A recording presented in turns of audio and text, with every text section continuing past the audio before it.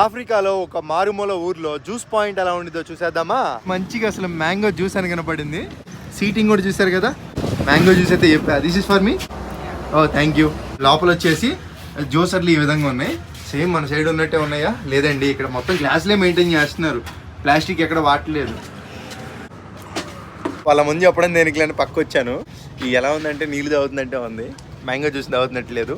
Super super, very good, tasty. అలాగే చెప్పాలి.